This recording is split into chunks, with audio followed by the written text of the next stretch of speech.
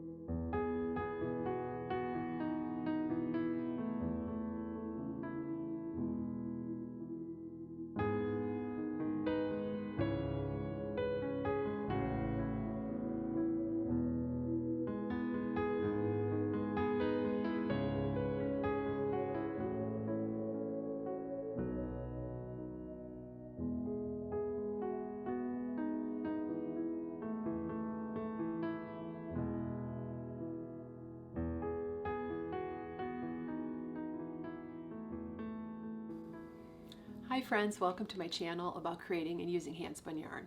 My name is Lisa and I can be found on social media as the Soulful Spinner. I'm most active on Instagram, but I also have a Ravelry page, which I'm trying to get better at posting my projects, and we have a Ravelry group. Our group is 60 plus members at the moment, so if Ravelry is something that you do, we'd love to see you over there. Introduce yourself. There's some threads there to tell us about your wheels, about your hand spinning, and what you've been up to. So we'd love to see you over there. In today's episode, I'm going to talk about my Jacob spin. I've made a lot of progress with my over a pound of Jacob wool that I've been spinning. I want to talk about a brand new cast on. I cast on a summer shawlette with some lovely yarn, soulful stash from a lovely viewer. The breed of the week is Romney. So I have some Romney fleeces here to show you, and I talk a little bit about the breed and my experience with spinning and knitting with it. So that's all I have for introduction. So let's jump right into, I think I'll go ahead and start with the knitting first. Even though this channel is mainly about spinning and knitting and working from raw fleece and fiber, I also work from commercially produced yarn as well. So this is really a knitting and a spinning podcast, but the focus mainly being on spinning. So last week I showed you 4 beautiful skeins of yarn that I have subsequently balled up. This is called Field of Dreams. What a lovely title for a yarn. It's 50% Pullover, 30% linen, and 20% Surrey alpaca. It's got a very nice crisp hand, so I thought a summer shawlette would be perfect. So I started this pattern here. It's called Debut. It's by Katusha Baselak. I probably just massacred her name, and it's a summer shawlette with, you can see here, there's a variety of stitch patterns. There's some garters, a little bit of eyelet lace. Calls for 3 colors. I've got 4, which is fine. I was just going to make the shawl a little bit bigger. So this is my progress so far. These are the first 2 shades. The tones are very, very similar, so it's not very contrasty at this point. But I did the striping. It's a free pattern on Ravelry. And now I'm doing the eyelet pattern, and this yarn is showing up the eyelet holes just beautifully. So I was thinking that if I have yarn left over, which I may very well, it may very well be the case that I have yarn left over, that I might make tassels with the yarn. So because this is color A, and she doesn't call for color A to be used again, I'm just going to make my shawl bigger. But if I have leftovers, that's what I'm going to do. So now I'm into the blue now, and then after the blue, I'm going to go into the gold, which is nice contrast. And then I'm going to finish the shawl with this beautiful forest green. So I needed a summer project, something that wasn't a lot of yarn. It won't take too long, and I'm really enjoying it.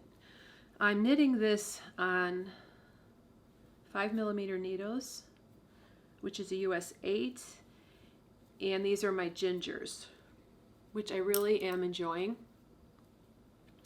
The only thing you have to be aware of when you're working with these is you want to make sure that these needle tips are screwed on quite tightly. So I take a rubber band and I make sure it's really tight. But even so, for some reason with this project, I've had it start to unscrew a little bit. So I'm just really aware of that when it starts to catch a little bit. I'm just making sure that it's nice and secure. I'm keeping this in this beautiful bag. This bag is called Italia Shopper, and basically it's just a reusable grocery bag or tote, but it's really nice. It's got an envelope or pocket on the inside, and it says "Be kinder than necessary" inside, and it makes a really nice waterproof project bag. I don't have a lot of project bags. I know that's a thing, you know, having expensive project bags, but I kind of would rather spend my money on yarn and tools and fiber. So I thought I would share. It's so cheerful, isn't it? They're poppies, which are one of my favorite colors. So that's my current knitting project. I am working on a cardigan. I have, I'm working on the Felix cardigan. I have the sleeves all done. I have everything bound off. All I have to do is the button band still. So I'm consulting my books because I've never picked up stitches and did a button band before. So that's something that's on my list of to-dos. What's next? The next thing I want to talk about is my Jacob spin. I bought over a pound of wool from Dakota Carding and Wool, and I've been busy spinning it up. So I have 4 skeins to show today.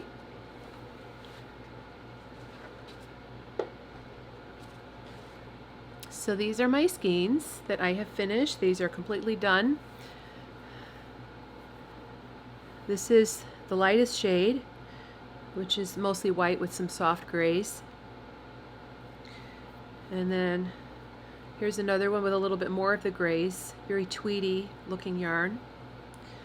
And then I've got a darker, kind of a medium gray. And then finally I have this dark with the black. So what I'm going to do with this yarn is make a sweater. The name of the sweater is called Autumn Pullover. It's a free pattern on Ravelry, and it's a nice oversized pullover, jumper if you will.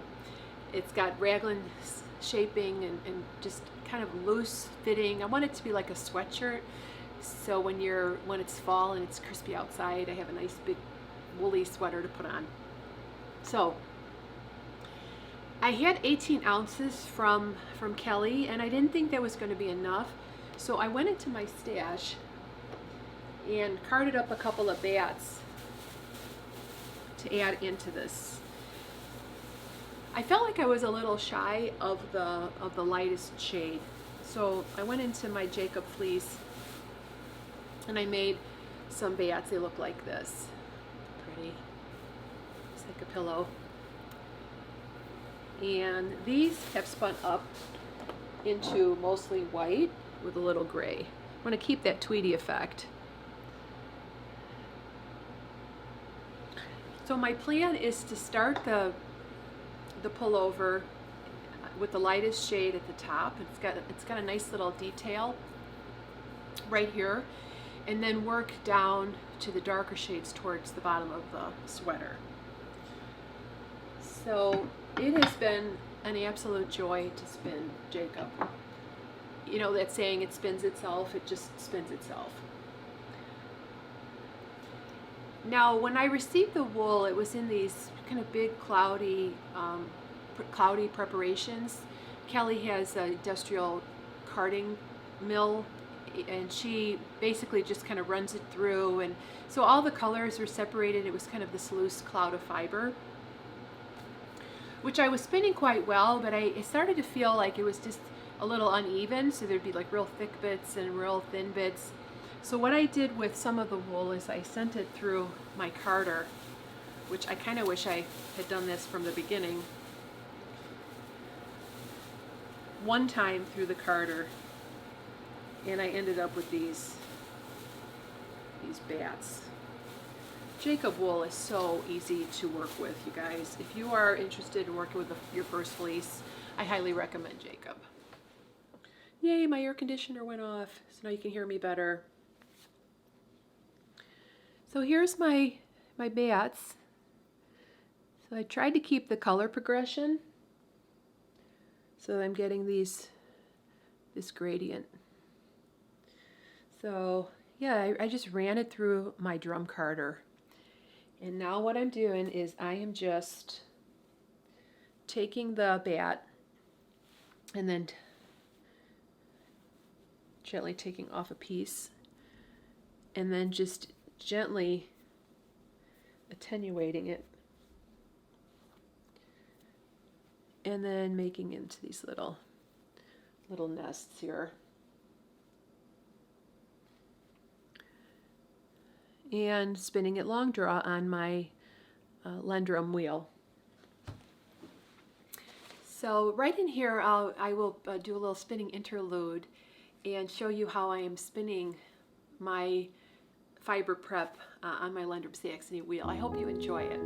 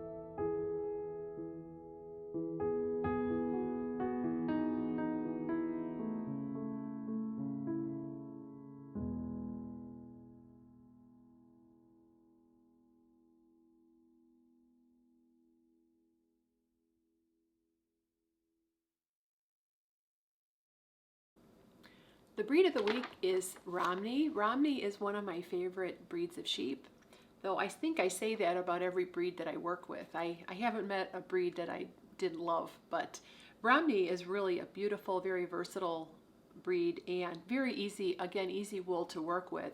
And so it's another good one if you're interested in getting your first fleece. The fleeces do tend to be on the large size, but if you can get a lamb or hogget fleece, I just received one recently. It was only 3.5 pounds. And that's a really nice size for your first fleece. Plus with Romneys you get a large yield, so you don't have, it's a low grease, low lanolin fleece, so you get quite a good yield.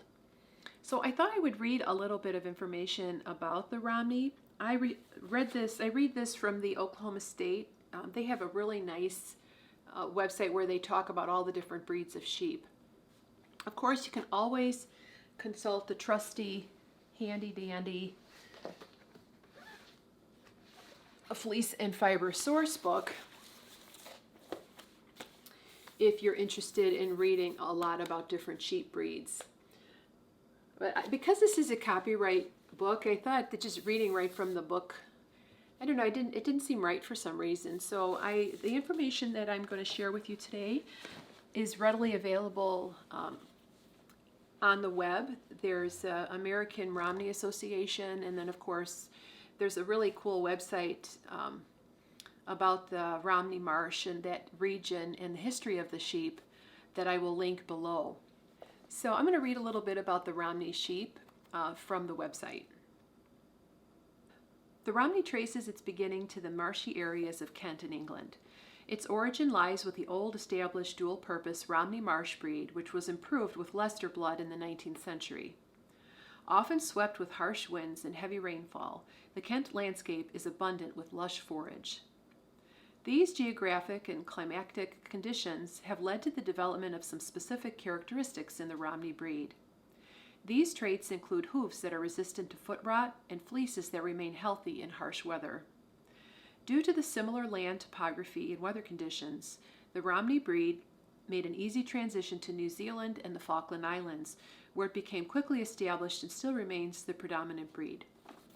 So I've often wondered that when you buy Falkland, if it's got some Romney blood in it, since there's a lot of Romneys in Falkland.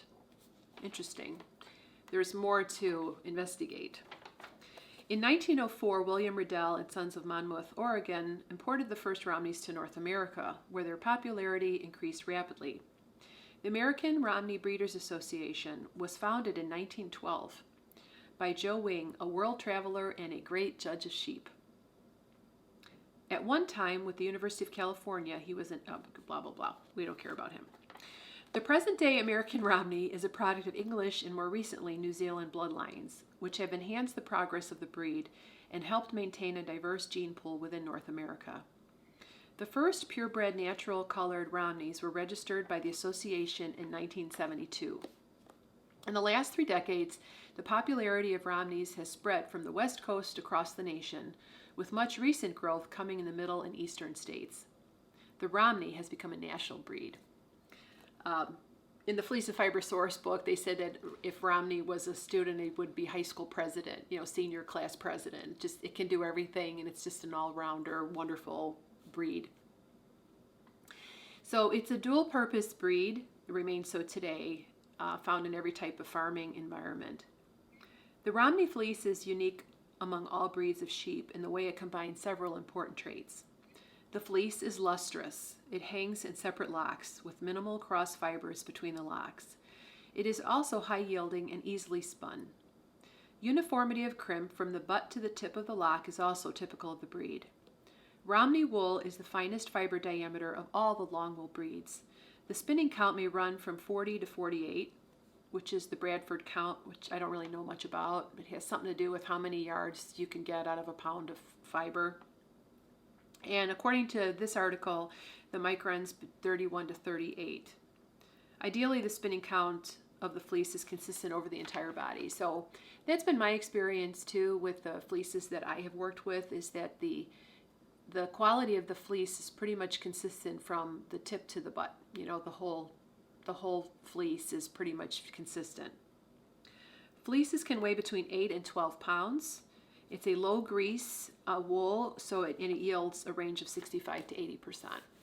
So it is sometimes hard to find a smaller Romney fleece, but I just purchased one recently that was only 3.5 pounds. It's a coated Romney, and it was a lamb fleece, and it is absolutely beautiful. I thought this was funny. The long lustrous fleece hanging in separate locks also makes a white or natural colored Romney fleece especially attractive to those who practice the ancient art of hand spinning. The fleece is easily spun in the grease or after washing and carding and readily takes dye. The natural black, gray, silver, and brown colors of the natural colored Romneys are frequently amongst the most sought after fleeces at shows and sales. So especially the naturally colored fleeces are very popular. So in this book here, this is called Pure Wool, A Guide to Using Single Breed Yarns by Sue Blacker. She has a section in here about Romney yarn, basically from a UK perspective. And she actually has, Sue Blacker has a yarn, it's a 5-ply Guernsey yarn made out of Romney wool. And the 5 plies are actually come from the way I understand this is that the reason they're 5 plies is because it was after the spinning jenny. So it wasn't like the crofters and the little spinners in their houses and villages were spinning 5 plies of yarn. But it was after the industrialization of spinning, it was easy to make very thin yarn, and that's where the 5-ply Guernsey comes from. So I suspect if you wanted to make a comparable weight yarn, you'd do a 3-ply. So she talks about, they have used a mixed range of British Romney to make a 5-ply Guernsey.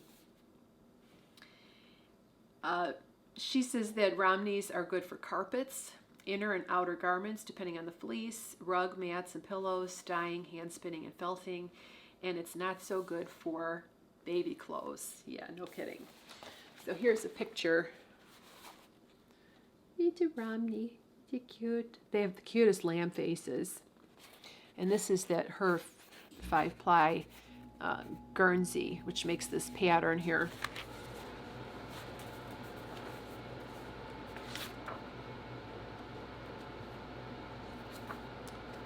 So yeah, it was pretty much consistent with the other article.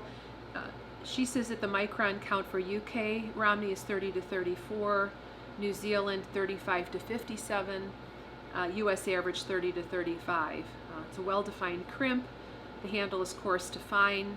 Natural colors are white, black, brown, mixed colors, browns and grays, and they say it's semi-lustrous. Now, in my experience, I have some Romneys that are what I would say semi-lustrous, and then I have one that's absolutely lustrous. So let me show you this gray one that I've been working with. I'm going to show you the skein of yarn. This is one of the skeins I made from this fleece. It's a gunmetal gray. I spun it worsted style from combed nests, hand combed nests. You can see that beautiful ply definition that you get with a worsted yarn. And I took a smaller skein that I had and I balled it up. Look at the color on this. It's beautiful. I'll show you the fleece in a moment. And then here's my swatch. So I just did a stockinette portion here. I did a light steam block. It's getting 4 stitches per inch with this yarn. And then I did a little lace pattern from Barbara Walker's Treasury of Knitting Patterns. This is the what is this one called? I'll show you. It's called the Quatrefoil Eyelet here. This is a great book to have if you just want to do some quick swatches with some of your fiber, some of your yarn. So yeah, so here's isn't that pretty? The fleece, it's got a lot of drape, and I love this more open, airy fabric I'm getting. And I'm knitting this with these needles. There's a man in Montana, name of his shop is Montana Needle Company or something. I'll put it below here what he's called. But they're these ebony needles, and these are size 8. And I don't knit very much with straights, but when you have needles like this, you would almost look for patterns you could knit straight. Just absolutely beautiful. I've so enjoyed making this little swatch. So this fleece's name is Loretta. Isn't that funny? I got it from a lady on Facebook. This is the raw lock. It's quite long. You can see the well-defined crimps. See? You could count. This is perfect for worsted spinning. You would not want to send this through your drum carder. Now, Judith McKenzie says you can actually cut the staples in half and then card. I don't know if I would do that, but what I did do with this fleece is I cut off the brown tips when I carded, and that's how I got this nice uniform true gray rather than a brown gray that you often get with fleeces. So here's another raw lock. This one got a little fluffed out. But I think this is pretty typical. Again, this is raw. And then I also, in the same fleece, I got these brown shades here. These are the wonderful shades. So these are the raw locks. Keeping in this little plastic bag here. And here is the washed. I just took this out from outside. Yeah.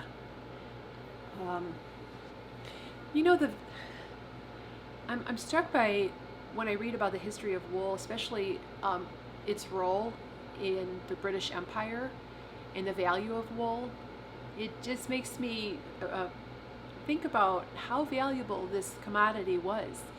I was reading about the Kent Marshes and the smugglers that would smuggle the wool to France and other countries because the government was taxing the wool, and so it was ripe for smuggling. So I'll link an article below all about the smugglers of Kent, and if I have time I'll read a little bit to you. It's really fascinating.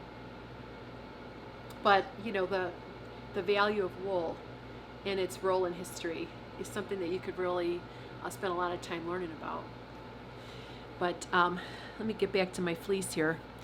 So I think this might have been a lamb. I don't remember. I got it from a lady on Facebook. So this is the clean lock, quite long. And so what I did is I just took a pair of snips and I cut off the brown tips. And then that gave me that nice color.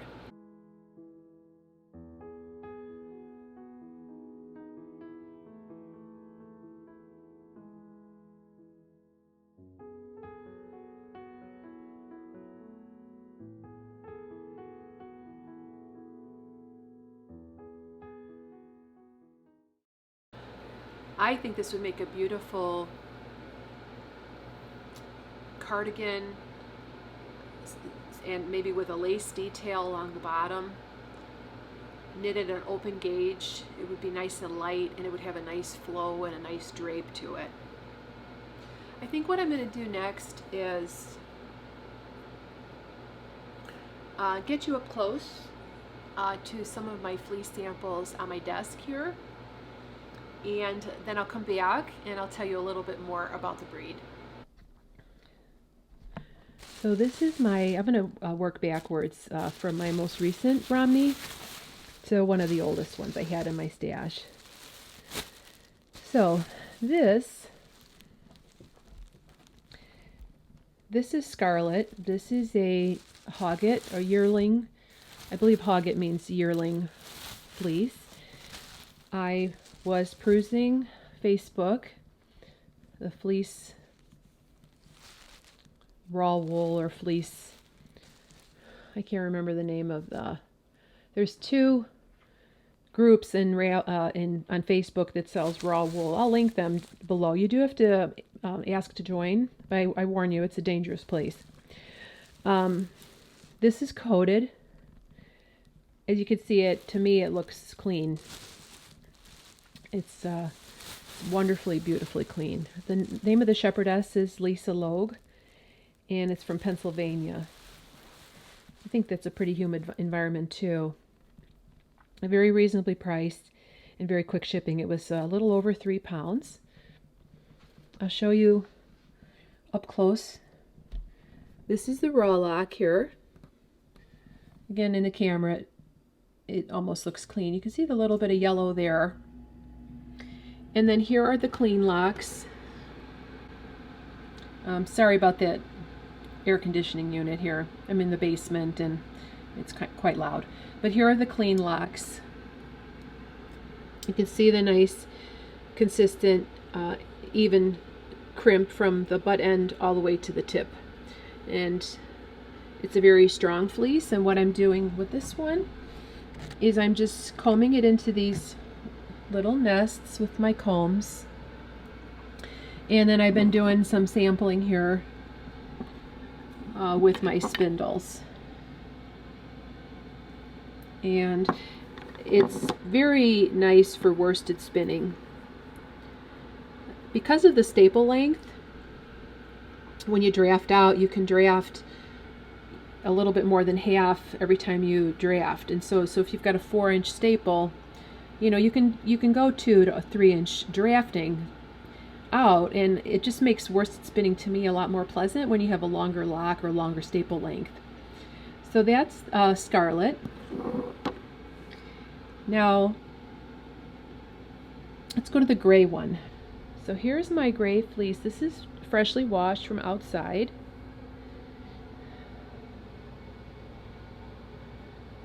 And this, look at that. So you can see the brown tips. As the description said, it hangs in distinct locks. And you can see, I think, even in the washed form, you can see the lock structure quite close. And so it's super easy just to grab a lock and lash them onto the combs. So this is a nice variegated, shows a lot of the colors, the natural colors. And it's a very dense, heavy feeling fleece. So this is what I had spun up here into this skein. One of the first fleeces that I bought off of Facebook is this little lamb fleece here. This was from Handsome Hampshires on Facebook, and this fleece has a yellowing, and in one of the articles I read about the breed is sometimes you can have a canary stain that won't wash out, and that indeed was the case with this fleece. This was really inexpensive, and it was less than $10 a pound. She said that the locks were a little bit shorter for this fleece because it was trimmed for showing. So when they show the fleeces at a fair, sometimes they'll trim it up to show the body conformation a little bit better. But this is a lamb fleece, and this is nice for carding because it's shorter. This is a fleece that I bought from Aspendale Farm This is a farm in Idaho. And this is an adult ewe. Her name was Miriam. And the shepherdess described this as classic Romney. I mean, it almost looks like it could be the picture in the Fleece and Fiber source book. Shows the luster, shows the crimp structure. Here's another larger clump. This is the unwashed here. You can see those beautiful curls on the end. So here's the same fleece washed. It came out quite white, very, very bright white. Unlike that other one I showed you, which was a little bit yellow. This is very lofty. I spun this up in a worsted style on my Lendrum into this skein here. This is a 3-ply that I spun worsted. And again, it's got this nice kind of heavy feel to it. This would make a nice Guernsey yarn. It's nice and round because it's got the 3 plies, and I think it would show a knit purl pattern really beautifully. So, and it's got a little bit, I hope you can see, it's got a little bit of a halo, which may translate to a little itch. But if you were wearing it over other clothing and it was a cold day, you would not feel the itching at all. And then this was some art yarn I made with the same fleece. I had a bunch of comb nests, and I spun it in a thick single on my, I think I did it on my Little Gem. A Little Gem has got a nice strong uptake, and I was able to make a thick single, and then I spiral plied it with a silver thread. So you can do a non-traditional yarn too with this fleece. Here's yet another example of Romney. This fleece was from a shepherdess on Facebook. She had a small flock, and the name of this fleece is Baby. Now this fleece, as you can see, this has actually been washed already. Not all of the fleece was like this, but a lot of fleece had these really dirty tips that did not come clean in the wash. They will flick out and comb out if you comb it. So I took this fleece and I did comb it into nests. This particular fleece has more of a, I would say, a semi-luster. It doesn't have quite the shine as, say, this one did. Or of course that gray one's really got such a beautiful, beautiful luster. But this is the raw. I found a cleaner. This is Baby Raw. Not all the fleece was dirty like this, but just takes a little bit more effort to process. But you know, Romney's a great fleece to process raw because it just doesn't have that greasy feeling. And then here were the 2 skeins I made from this fleece. So this is a hand-combed, spindle spun and plied, summer of 2017. And again, you can see that beautiful worsted style. Just, I love that when you see that stitch definition. You don't get that with a woolen yarn. And then here's a bulky that I made from the same fleece. So quite a bit thicker, very heavy feeling. So I hope you enjoyed having a tour of my Romney examples. As you can see, it is a beautiful, beautiful breed. Highly recommend you, if you have a chance, to try out Romney. I'd love to hear it if you have spun up Romney. I think a couple of my Instagram friends are working on Romney fleeces. Lori, I think, at Intuit Knits is working on a Romney, and I think Kent Turman on Instagram. Now, if you don't know Kent, I suggest you go over to Instagram and check out his account. He's just a lovely guy, and he's been making some videos too, which I really appreciate. I think he's worked with a Romney. He lives in the Washington State area, which is probably very conducive to the breed, since it's a very wet environment. So I'd love to hear your experiences with Romney, if you've ever spun it or made anything with it. So as I was researching, or taking that deep dive into the history of Romney, I was able to find this article Smuggling, Romney Marsh, the Fifth Continent. And I will link this below. The website is theromneymarsh.net. And they have a whole thing about the history of the breed. But when you're reading about the smuggling, Romney Marsh was said to be the birthplace of smuggling in southern England. The fertile land reclaimed from the sea made fine grazing for hundreds of thousands of sheep, and the export of the wool from their backs was for centuries both highly taxed and badly policied. Almost an open invitation to smuggle. Illegal wool exports from the Marsh probably started the very first day the restrictions were imposed. In 1275, the government introduced a tax of 3 pounds a bag on wool leaving England. This was doubled in 1298, and successive administrations tinkered with the laws and duties according to their needs of funds.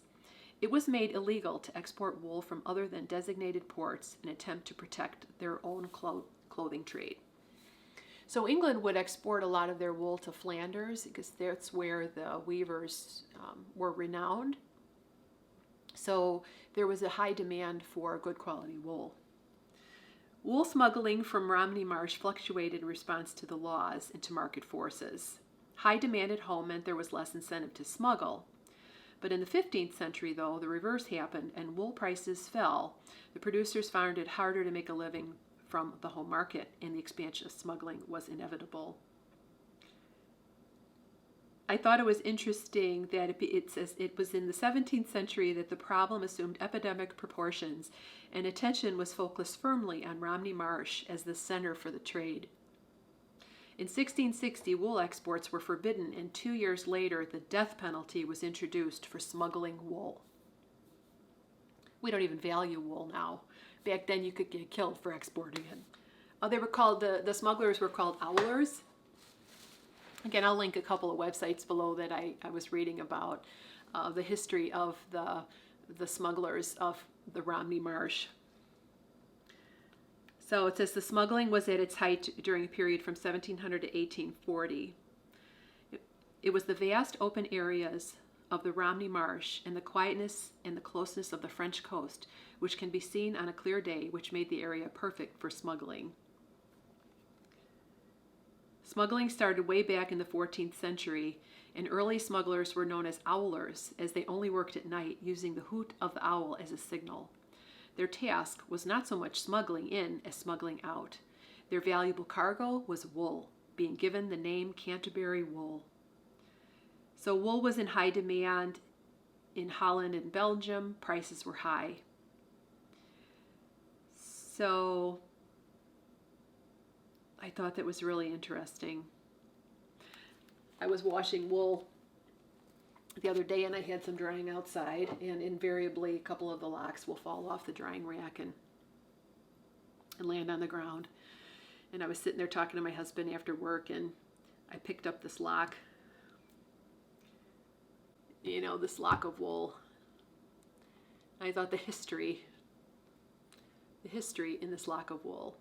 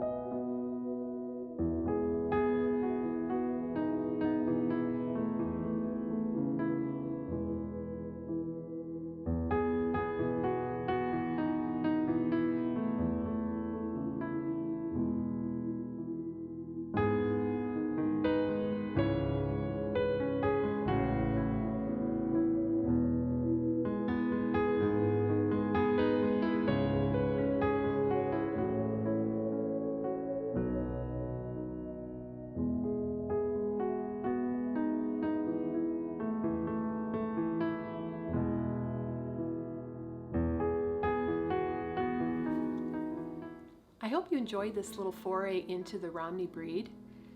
I find sheep breeds endlessly fascinating, and I look forward to talking to you again about some of the other breeds that I've been working with. So until next week, friends, I hope you're well wherever you are and you have a good week, and we'll talk to you soon.